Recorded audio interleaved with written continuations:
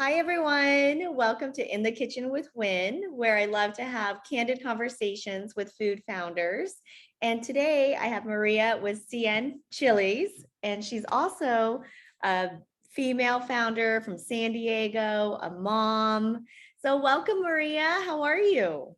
Hello, thank you. Very, very good. It's a beautiful day here in San Diego, so I'm very grateful and blessed to be here. So thank you for having me. It's my honor. So Maria, I found out about you, from some of our same mutual retail partners. And Catalina Offshore, Rebecca speaks highly of you. So tell me about your story. What prompted you to start this business? Absolutely. So it's as you can imagine, as you've been through it, it's been quite a journey. Yeah. Well, I've first, been tell us what your business is first. Sorry. Yes, My apologies. absolutely. Yeah, so Cien Chiles, it's a line of fixins of hot sauces, but it's not a typical hot sauce. So it's a line of sauces that I created, and we so it was everything was going great. I've been in the culinary life for over 10 years now. Mhm. And I always had this thing. I was working in restaurants and finally got myself a job in the corporate world doing innovation. And I've always wanted to have something to share with the world Yeah. because I love making people happy through food. Yeah. And I always had that in the back burner, to bringing something to life. And it was December 2019, and I told my bosses, I'm like, hey, like I would like to launch something at some point. Mhm. I have it in the back of my head, and I would like to make that project live sometime. And they're like, awesome, we support you. And it was great. And finally, March 2020 Uh-huh. came, and something called the pandemic struck us all. And all of a sudden, my husband lost his business. He had a transportation business. Oh, I And that is when stuff got real. We didn't have enough money to make our rent. Wow. And my mom was so kind, and we were so blessed to have a space for us to move into. So we moved into my mom's house here in San Diego, and I speeded up the process. I'm like, we need to make this happen and Wow. support our family that way. So we founded Cien Chiles, and I finalized the formulas pretty quickly. Yeah. And actually, August 2020 is when we launched Cien Chiles. So it's our Congrats. anniversary month. Woo! It's Yeah, 1 year. Yeah. 2 years. Oh, 2 years. Okay. Yeah. Yeah, two I'm like, years I feel like since the pandemic, we're all in like this time in warp. pause. Totally, totally. Yeah, so August 2020 is when we decided to launch Sin Chiles, and we went out with four sauces, and it is the jalapeno, the habanero, which is super mild, and it's almost like kid friendly. It's really good. Wow. It's pretty magical because they're just all full of flavor, and I Yeah. love that it's kind of like a reflection of my culture, and I don't know, bringing it to the world. So So what is your that's the back culture? end story. Yeah. Let our listeners know, what is your culture? Like, what is your background? So I grew up in Mexico, in Guadalajara. So I come from a big, loud Mexican family. I have we are four sisters, and we have 45 first cousins on one side, and like it's just Yeah. we grew up sharing moments together, and every week we would get together with our cousins and have snacks and play around. And I just that food has always been around me since I was Yeah. a little girl. I've always wanted to be in touch with food. My grandma was like one of the best cooks I've had food from. Of course, it's very sentimental, Yeah. but I love how food connects us with people. And how even in different cultures, like I find Vietnamese flavors very Yeah. similar to Mexican flavors with the cilantro and the fresh Yes, jalapeno. So I love how food brings us all together. Um, absolutely. yeah, so it is, yeah. Yeah, no, Mexican food, aside from Asian food, Mexican food is my biggest weakness. And, I grew up actually in Northern California. And so I didn't come down to San Diego till I went to college at San Diego State. So before, Mexican food was like going to Chevy's, where then I went to San Diego and I'm like, oh my gosh, what is Oh, this fish taco and fish burrito? I And love it.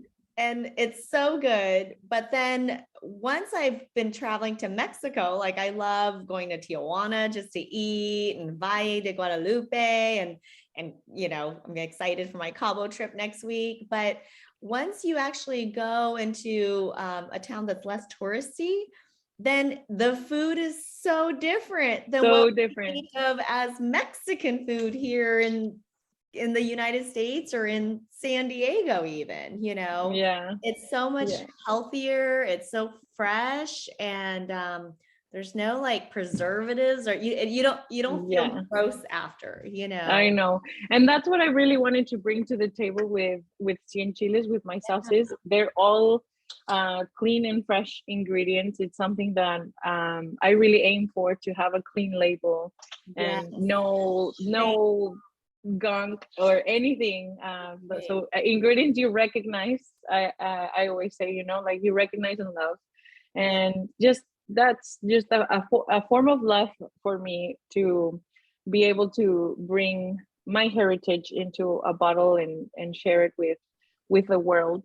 Yeah. So That's wonderful. And I think you're doing such a great job. Like I love the aesthetics of your label and your style. And are there any sentiments to like your label, like any in the process of designing it? Like is there anything hidden there that's from your totally, there is.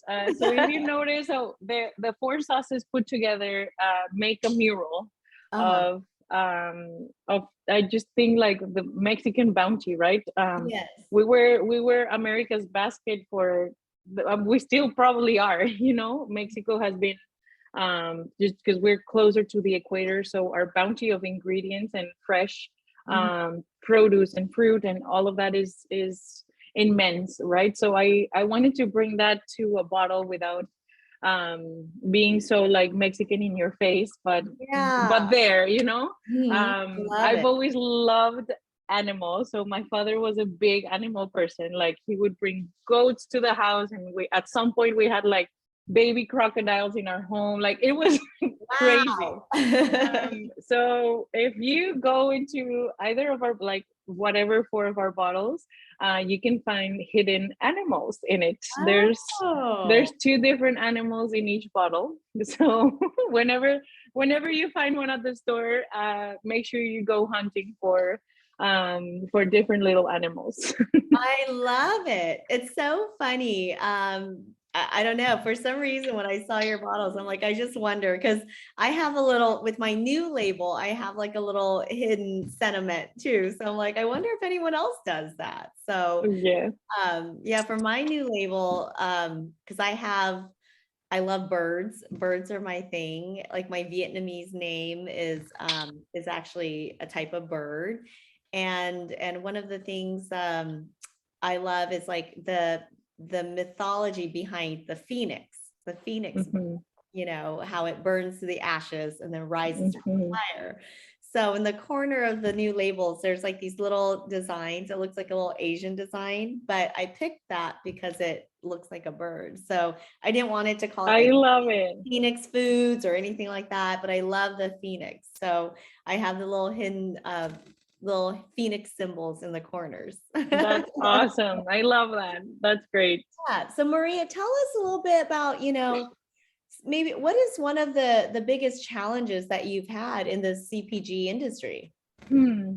Well, um, there's there's definitely multiple challenges that you meet when you decide to start to grow. So When we first launched in Chile, we were manufacturing here. I was manufacturing myself Yeah. in a commercial kitchen, and that's how it all started. You know, like it was weekends of production, and then during like after it was produced, my husband and I would like hand label, Yeah. hand sticker, like everything was handmade, small batches. And we started hitting up Catalina Offshore was one of Love that. our first partners in retail to offer our product. And as we started knocking on doors, people started falling in love with the sauces, and it got to the point where we didn't have enough supply for the demand, and that's when we kind Mhm. of like decided to pull the plug and be like, okay, we need to go to a manufacturer that would translate the same flavors in the bottles in a bigger scale. So that's when we, probably about 6 months after, we did like e-commerce and local retailers. And after 6 months, the demand got crazier. So that's when we started developing with a manufacturer, and I've been present to most of my production runs because I love making sure that the flavors there where I wanted, and translate that into a bottle. Mhm. And that definitely is a journey, finding the right partner to manufacture with you. And as I've told you before, I really think having like not biting more than you can chew Yes. has been key for our business. And yeah, it's definitely an art, kind of like deciding what steps to take and what routes not to take. Right. Even though it's hard, sometimes you really wanna, you're eager to go for like a bigger chain or something bigger, but you need to really find like the right pathway for you and not to kill your business, right? Because Right. we're family owned, it's self-funded, Yeah. so it is important to guard that and really make sure that you have the right amount of everything to move forward and grow and not shoot yourself in the foot, right? Right. So for me it's been key finding people like you, and being able to find strength in our community. So there's so many female owned Yes. companies that are local, that it's just wonderful to encounter people like us, that we can help each other and we're not afraid of bringing each other up. Yes.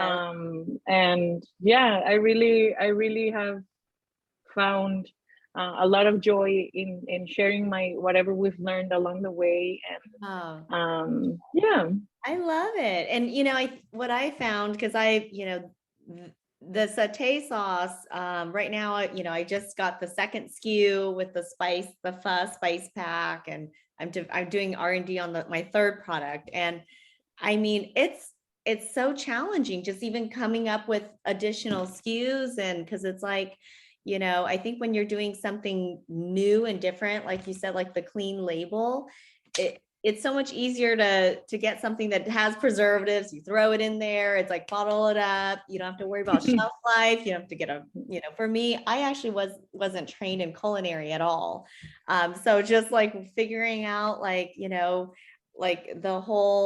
science behind, like, I need it to look like this and taste like this, but how do I have it so that it can sit on the shelf and not have to be Yeah. refrigerated? And so it's such a interesting business and an industry. But one thing I found is, like, everyone I've met in this industry have the biggest heart. It's really our passion, it's what we love. Yeah. So I've just been so impressed with what you've done. I mean, coming out to how many you have 4 sauces right now? Yeah, we have 4 sauces right now, and it was definitely ambitious for us to do that, Mhm. because let alone having one sauce is a lot of Right, work. Imagine having 4. right. But yeah, and it is, I mean, it is kind of like taking over your challenges, Yeah. and yeah, and also being able to innovate with I'm itchy, you know, to bring more stuff to the table. But again, it's more work and all that stuff. But it is coming, you know, it'll get to the point where it's like, what's next? And we'll have the right tools to move forward with that for sure. Right. So do you have plans for additional products this by maybe sometime next year? Or? Hopefully, hopefully Yeah. we're in the works. It's yeah, finding the right people to partner with, Yeah. and also like it's tricky to find the demand for whatever is next, you know. So Right. Right. yeah, again, it's a tangle almost of like making sure you're aware of what the consumer wants and if it's the right time to launch something new. So it is definitely interesting, and it's a learning curve for everybody. Yeah. So it is great to, I've had like probably most of the people that I've leaned on to partner with, like the co-packer I use, the manufacturer that makes my sauces, it's woman owned, and the Oh, designer I hired to help me develop the brand and all this stuff also is woman owned. You know, so it's a beautiful to strengthen our community and just get yeah. together because we fly higher when we're together. Yes, I agree. I agree. And I always have a mindset of abundance. I don't have a scarcity mindset, and I love supporting just, small businesses, local businesses, and especially, food businesses, because now I have such an appreciation when I go to the grocery store and I see products on the shelves, and especially knowing that they're a small family business. It's like, the blood, sweat, and tears Yes, to get on it's that real. shelf is real. Yeah. What would you say? Do you think that, where does the future hold? Do you think that you will really work on like e-commerce, or do you think that, retail channels is still your biggest bet, or where are you thinking on that aspect of growth? Well, my husband is the one who helps me run the business, and he's like extremely organized.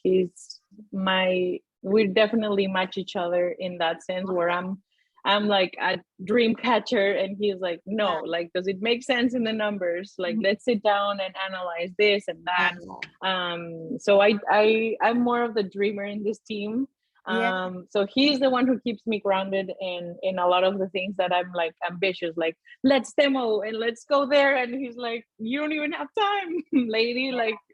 So for us, I feel like having the right combination of both, like seeking new retailers and having a strong e-commerce presence is important, because you know how the margins are completely different from one to the other. Right, So right. e-commerce really helps our business stay stronger, you know. So we just have to do like the right amount, like put the right amount of work into both. I feel that it's worth for our small businesses to thrive, to like bring in more money from sales on our website, and also it's important for like friends and people who already are in love with the sauces or satay sauce as well, to Mhm. buy it at the store, because that helps us also build that relationship and strengthen our path to growth.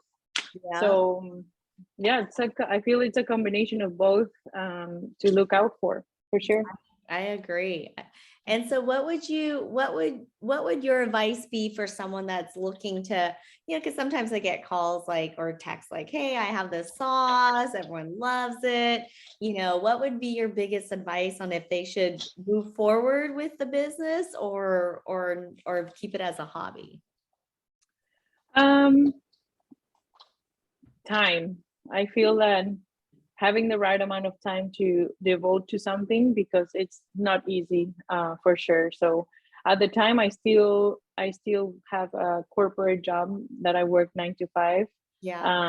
and it has been, if I didn't have my husband to work on the business, it would have been not even a thing, you know, because Uh, he he dove in and is helping me with every aspect of from accounting to, he is like the mad, I call him the mad hatter of the business, because he Yeah. literally wears so many hats for the business to thrive. Yeah. And if you're looking to launch a product, anything that is, you need to have the right amount of time to make it come to life and sustain it, because it is definitely a journey. And he would probably speak more to that than me, but That's awesome. And it's expensive. yes, yes, it is. You need time and money is time, and time is money, all that things. Yeah. I know. It's like, it's so I do it on my own. So it's like, I get pulled between, the creative side, the content creation, the sales side, and then, the financial side, so it's just Yes. like, I'm just It's like, oh, okay. I heard something that really helped me where it was like, what is I forgot, I'm so bad with sayings, but it's like basically when you get overwhelmed, you overanalyze and you just like instead of like overanalyzing everything and then not doing anything, you just take one thing at a time. So today I'm like, okay, I'll work on this one, Instagram content. Then afterwards, I need to make X amount of sales calls. And then, then I'll work on the finances, right? So yeah. otherwise, Yeah. I'm like, I don't even know where to start. I'm just going to Yeah. go lay down. I don't even know where to start. Let me catch some sleep, a power nap, and then I'll think of something. Yeah. Yeah. So I think we're running a little bit out of time, but real quick, tell me what motivates you? Like what is your why in building this business? My why of building this business was to bring flavor to an everyday life. So for me, food is so important, and it's bringing that something that you can top any meal with, and it would make it more memorable. Yeah. That was the why behind I decided to launch Sin Chiles. It was more of like sharing that love and passion that I have for food to Mhm. others, like, and just learning, or like people that send a review on our website, and they're like, oh my gosh, like I'm in love with your mustard. Yeah. Like it's just having strangers come to me and be like, I'm obsessed with your habanero sauce, or my kids love it, like that to me is a big win. Yeah. So that was like the main reason why I decided to launch it, to have like a little piece of me in every home, and be Oh, like, I love I'm there with you. Do a pour on whatever it is. Like I love having my pho with the Thai bird sauce that Yeah. we have, because it's our spiciest sauce yet. Yes, And oh it man, this sounds spicy. it is I don't awesome. know if I can handle it. Yeah. I definitely want to try like the mustard and the habanero, the jalapeno, the milder ones, but I'm excited. I'm excited to try it. Uh, Oh, Awesome. Well, thank you so much for your time. You've been such an inspiration, and I just love hearing your journey and your resilience through the pandemic. And we hear all the time how much the pandemic has changed people's lives, and I think we all get to decide how we want to pivot from whatever that we're going through, so absolutely. I feel like, something like CN Chile's coming out of the pandemic, it was probably so unexpected, and it's something you probably always had in your heart that you wanted to do, but this really pushed you to take the big jump and the big leap. Yes. And I think that's the most courageous thing that anyone can do, um, instead of just not instead of just like, oh my gosh, what are we going to do, but taking action and fulfilling your dreams. Yeah. Thank you. And I again, it's my honor to share this time with you. And I'm looking forward to supporting each other more. And to anybody else out there who's listening, to reach out and move forward. Yeah, absolutely. Well, thank you so much, Maria. I'll make sure, like, if I get any questions for you, like through social media about our interview, I definitely share. I'll definitely share it with you. I think we really learned from the people who, who buy our food or follow us on social media, kind of what the consumers are looking for or what they're curious about. So Yes. I love sharing the journey with them, and I love learning from other founders like you. So thank you for your time. Awesome. Thank you again for reaching out, and I'm excited. Okay. Thanks, Maria. We'll chat soon. Bye. Okay, bye.